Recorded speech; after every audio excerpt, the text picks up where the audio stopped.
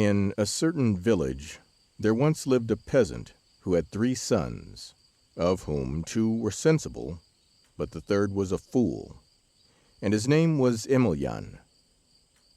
When the peasant had lived for a long time and was grown very old, he called his 3 sons to him and said to them, "My dear children, I feel that I have not very long to live, so I give you the house and cattle, which you will divide, share, and share alike among you. I also leave you in money 100 rubles apiece." Soon after, the old man died, and his sons, after they had buried him, lived on happy and contented. Some time after, Emelyan's brothers took into their heads to remove into the city and carry on trade with the 300 rubles which their father had left them. So they said to Emelyan, "Hark ye, fool, we are going to the city, and we will take your 100 rubles with us. And if we prosper in trade, we will buy you a red coat, red boots, and a red cap. Do you, however, stay at home here, and when your sisters-in-law desire you to do anything, do as they bid you." The fool, who had a great longing for a red coat, a red cap, and red boots, answered at once that he would do whatever his sisters-in-law told him. So his brothers went off to the city, and Emelyan stayed at home. One day, when the winter was come and the cold was great, his sisters-in-law told him to go out and fetch in water. But Emelyan remained lying on the stove, and said, "Aye, and who then are you?" "How now, fool?" said his sisters-in-law. "We are what you see. You know how cold it is, and that it is a man's business to go." "I am lazy," replied he.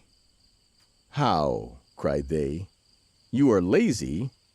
You will want to eat. And how can we cook if we have no water?" "Very well, then. We will tell our husbands not to give him anything when they have bought the fine red coat and all for him." The fool heard what they said, and as he was very desirous to get the red coat and cap, he saw that he must go. So he got down from by the stove, and began to put on his shoes and stockings, and to dress himself. When he was ready, he took the buckets and the axe, and went down to the river, which ran near their village. When he arrived there, he cut an enormous hole in the ice. He then drew water in the buckets, and setting them on the ice, he stood by the hole, looking into the water. As he looked, he saw a large pike swimming about in the open water. Fool as Emelyan was, he felt a wish to catch this pike. So he stole on softly and cautiously to the edge of the hole, and making a sudden grasp at the pike, he caught him and pulled him out of the water. Putting him in his bosom, he was hurrying home when the pike cried out, "Oh, fool, why have you caught me?" "To take you home," answered he, "to get my sisters-in-law to cook you." "Oh, fool," said the pike, "do not take me home, but let me go again into the water, and I will make a rich man of you." Emelyan, however, would not consent, and was going on homewards. When the pike clearly saw that the fool was not inclined to let him go, he said, "Hark ye, fool, let me go, and I will do for you everything you do not like to do for yourself. You will only have to wish, and it will be done."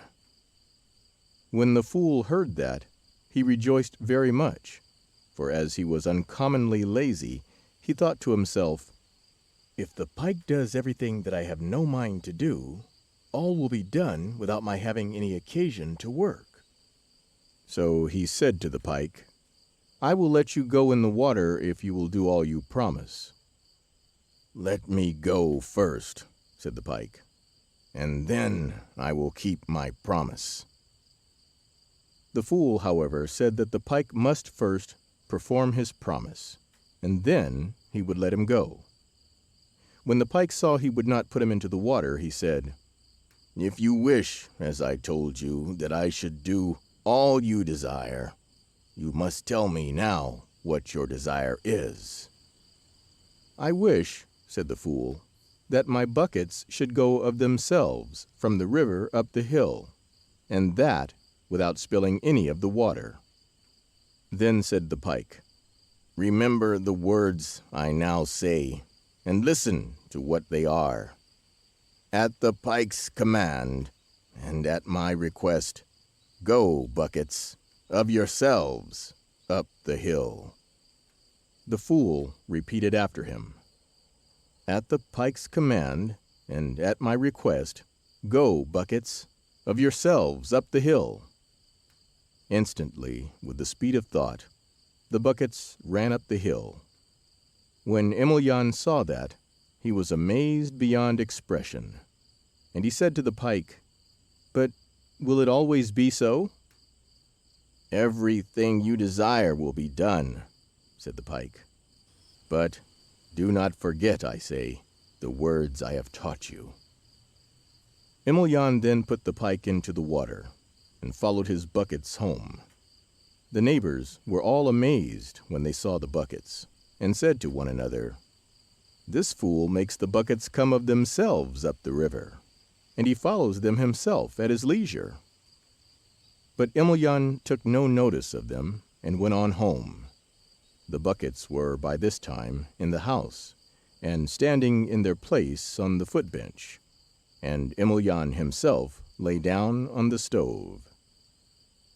After some time his sisters-in-law said to him again, "Emelyan, what are you loitering there for? Get up and cut wood." But the fool said, "I, and you, who are you then?" "You see," cried they, "it is now winter, and if you do not go and cut wood, you will be frozen." "I am lazy," said the fool. "What? You are lazy?" said the sisters-in-law.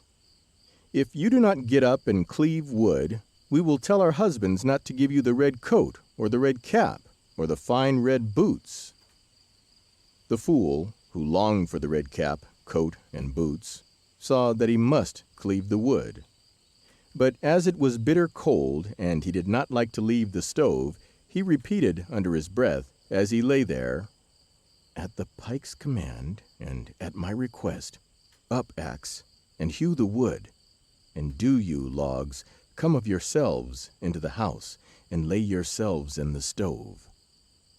The axe instantly jumped up, ran into the yard, and began to cut up the wood, and the logs came of themselves into the house, and went and laid themselves in the stove. When the sisters-in-law saw this, they wondered exceedingly. And as the axe did the work of itself whenever Emelyan was wanted to cut up wood, he lived with them for some time in great tranquillity. At length the wood was cut, and they said to him, "Emelyan, we have no more wood, so you must go to the forest to cut some." "Aye," said the fool, "and you, who are you then?" "The wood," said the sisters-in-law, "is far off, and it is winter, and too cold for us to go." "I am lazy," said the fool. "How? You are lazy?" said they. "You will be frozen then, and besides, when our husbands come home, we will tell them not to give you the red coat, cap, and boots." As the fool longed for the red clothes, he found that he must go and cut the wood. So he got off the stove and began to put on his shoes and stockings, and to dress himself. When he was dressed, he went out into the yard, pulled the sledge out of the shed, took a rope and axe with him, mounted the sledge, and called out to his sisters-in-law, "Open the gate."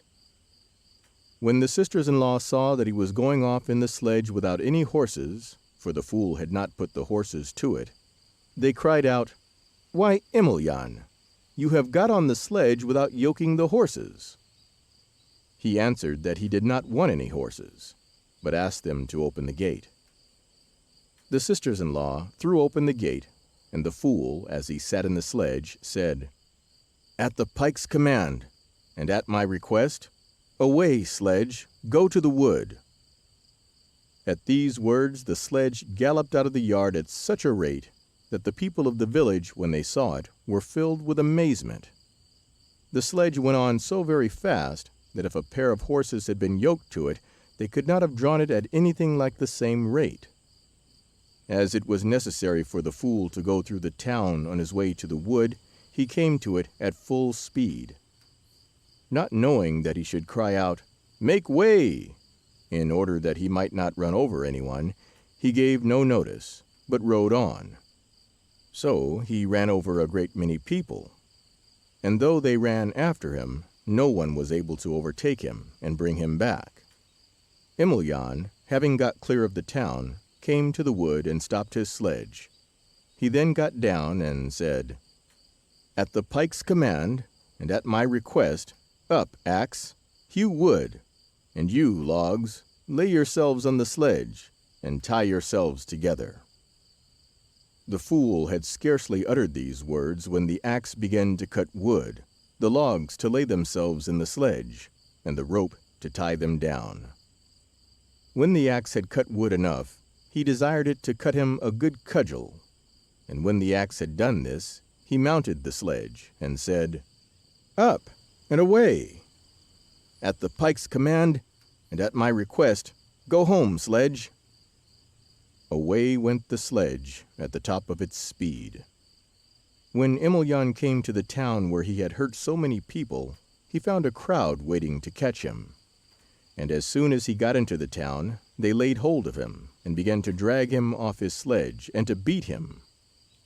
When the fool saw how they were treating him, he said under his breath, "At the pike's command, and at my request, up, cudgel, and thrash them." Instantly the cudgel began to lay about it in all directions, and when the people were all driven away, he made his escape and came to his own village. The cudgel, having thrashed them all soundly, rolled to the house after him, and Emelyan, as usual, when he got home, lay down on the stove. After he had left the town, the people began everywhere to talk, not about the number of persons whom he had injured, but about the amazing fact of his riding in the sledge without horses. And from one to another the news spread till it reached the court, and came even to the ears of the king. When the king heard the story, he felt an extreme desire to see Emelyan, so he dispatched an officer with a party of soldiers in search of him. The officer whom the king sent lost no time in leaving the town, and he took the road that the fool had taken. When he came to the village where Emelyan lived, he summoned before him the starosta, headman, of the village, and said to him, "I am sent by the king to take a certain fool and bring him before his majesty." The starosta at once showed him the house where Emelyan lived, and the officer, entering it, asked where the fool was. Emelyan, who was lying on the stove, made answer and said, "What is it you want with me?" "How?" said the officer. "What do I want with you? Get up and dress yourself. I must take you to the king." "What to do?" asked Emelyan. The officer was so enraged at the rudeness of his replies that he gave him a slap on the cheek. "At the pike's command, and at my request," said the fool under his breath, "up, cudgel, and thrash them."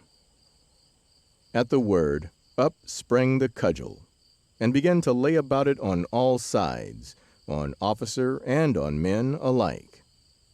The officer was forced to go back to town as fast as he could, and when he came before the king and told him how the fool had cudgeled them all round, the king marveled greatly, and would not believe that he had been able to cudgel them at all.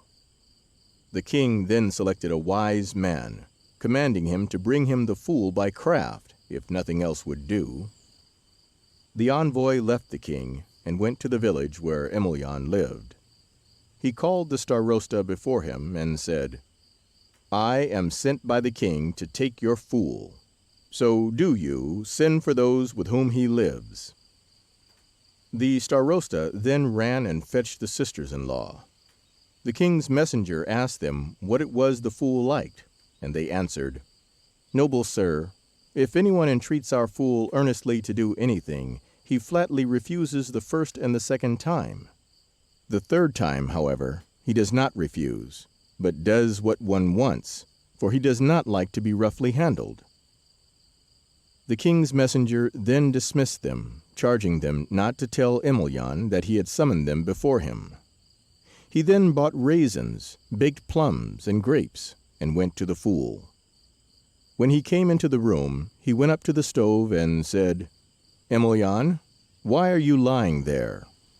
And with that he gave him the raisins, baked plums, and grapes, and said, "Emelyan, we will go together to the king. I will take you with me." "I am very warm here," said the fool, for there was nothing he was so fond of as warmth. The messenger then began to entreat him. "Be so good, Emelyan," said he. "Let us go. You will like the court vastly." "I," said the fool, "I am lazy." The messenger began once more to entreat him. "Be so good," said he. "Come with me, and the king will get you made a fine red coat, a red cap, and a pair of red boots." When the fool heard the red coat mentioned, he said, "Go on before. I will follow." The messenger then pressed him no further, but went out and asked the sisters-in-law if there was any danger of the fool's deceiving him. They assured him that there was not, and he went his way. The fool, who was still lying on the stove, then said to himself, "How I hate this going to the king." Then, after a few minutes' thought, "At the pike's command, and at my request," said he, "up, stove, and away to the town." Instantly the wall of the room opened, and the stove moved out. When it had got clear of the yard, it went at such a rate that there was no overtaking it, and it came up with the king's messenger, and went after him, and entered the palace with him. When the king knew the fool had come, he went forth with all his ministers to see him, and when he saw that Emelyan was come riding on the stove, he was greatly amazed. Emelyan still lay where he was, and said nothing. Then the king asked him why he had hurt so many people when he went to the wood. "It was their own fault," said the fool. "Why did they not get out of the way?" Just at that moment the king's daughter came to the window and looked at the fool, and Emelyan, happening suddenly to look up at the window where she stood observing him, and seeing that she was very handsome, said quite softly to himself, "At the pike's command, and at my request, let this lovely maiden fall in love with me." Scarcely had he spoken the words when the king's daughter was desperately in love with him. He then said, "At the pike's command, and at my request, up and away, stove, go home." Immediately the stove left the palace, went through the town, got home, and set itself in its old place. There Emelyan lived for some time, comfortable and happy. Other people in the town, however, were far otherwise. At the word of Emelyan, the king's daughter had fallen in love with him, and she began to implore her father to give her the fool for a husband. The king was in a great rage, both with her and the fool, but he knew not how he could lay hold of him. His minister, however, suggested that he should again send the officer whom he had before sent to take him. This advice pleased the king well, and he had the officer called to him. When he came, the king said, "Hark ye, friend, I sent you before for the fool, and you came without him. To punish you, I now send you for him a second time. If you bring him, you shall be rewarded, but if you do not bring him, you shall be punished." When the officer heard that, he left the king and lost no time in going in quest of the fool. When he came to the village, he called for the starosta and said to him, "Here is money for you. Buy everything for a good dinner tomorrow. Invite Emelyan, and when he comes, make him drink till he falls asleep." The starosta, knowing that the officer came from the king, felt obliged to obey him. So he bought everything that was required and invited the fool. When Emelyan said he would come, the officer was greatly pleased. So next day the fool came to dinner, and the starosta plied him so well with drink that he fell fast asleep.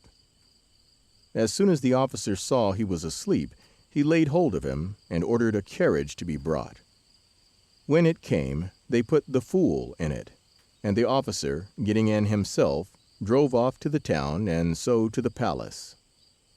The minister informed the king that the officer had come, and as soon as he heard it, he ordered a large cask to be provided without delay, and to be hooped with strong iron hoops.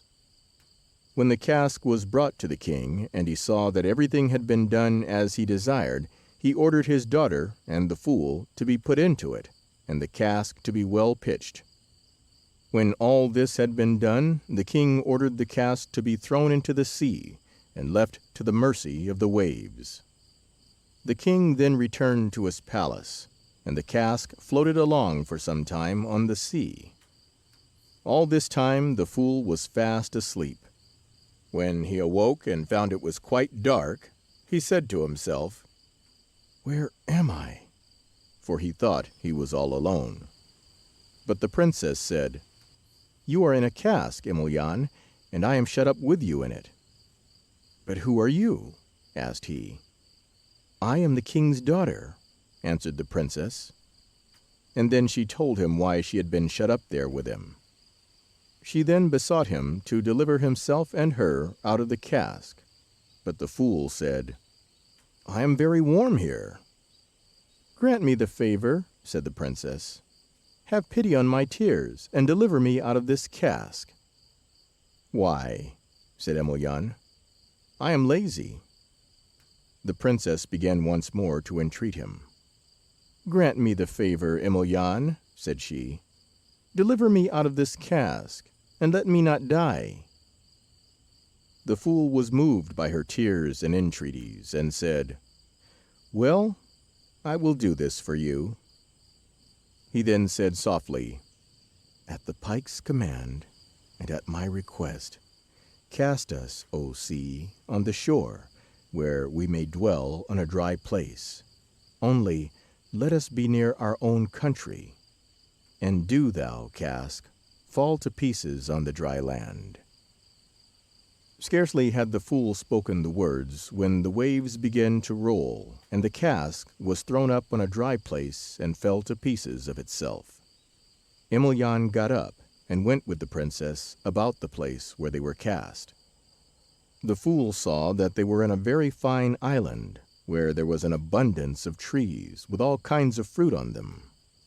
When the princess saw that, she rejoiced greatly at their being on such an island, and she said, "But Emelyan, where shall we live? There is not even a nook here." "You want too much," said the fool. "Grant me the favor," said the princess. "Let there be, if nothing more, a little cottage in which we may shelter us from the rain." For the princess knew he could do anything he wished. "I am lazy," said the fool. The princess began again to urge him, and Emelyan, overcome by her entreaties, was obliged to do as she desired. He went away from her and said, "At the pike's command, and at my request, let me have in the middle of this island a finer castle than the king's, and let a crystal bridge lead from my castle to the royal palace, and let there be people of all conditions in the court."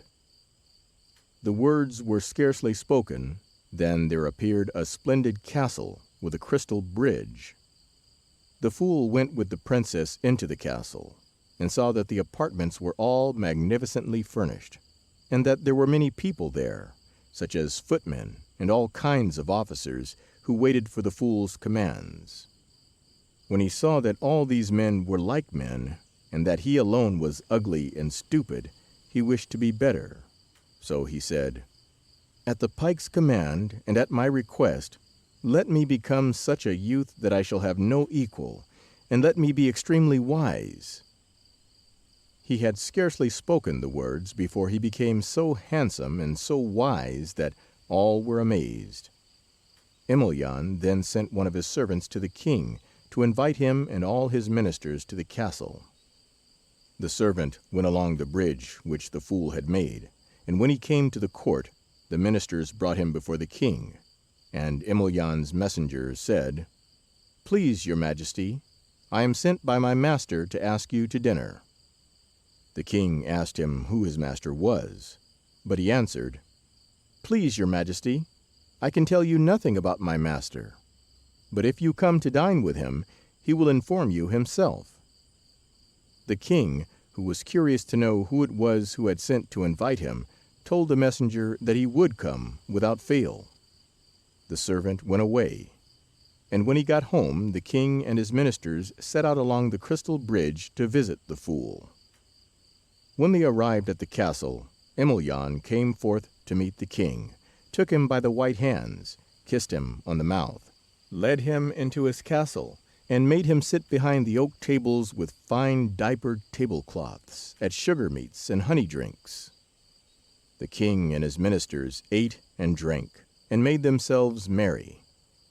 When they got up from table and retired, the fool said to the king, "Does your majesty know who I am?"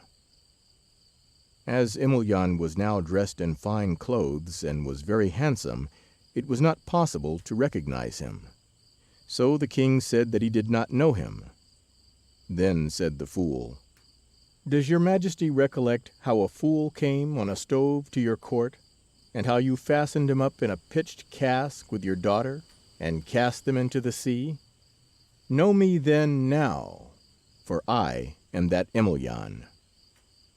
When the king saw him thus before him, he was greatly terrified, and knew not what to do. But the fool went to the king's daughter, and brought her out to him. When the king saw her, he was very pleased, and said, "I have been very unjust towards you, so I give you my daughter for your wife." Hearing that, Emelyan thanked the king, and when he had prepared everything for the wedding, it was celebrated with great magnificence. And the following day Emelyan gave a feast to the ministers and to the common people. There were barrels of wine set forth, and when all these festivities were at an end, the king wanted to give up his kingdom to him, but Emelyan had no mind to take it. So the king went back to his kingdom, and Emelyan remained in his castle and lived happily.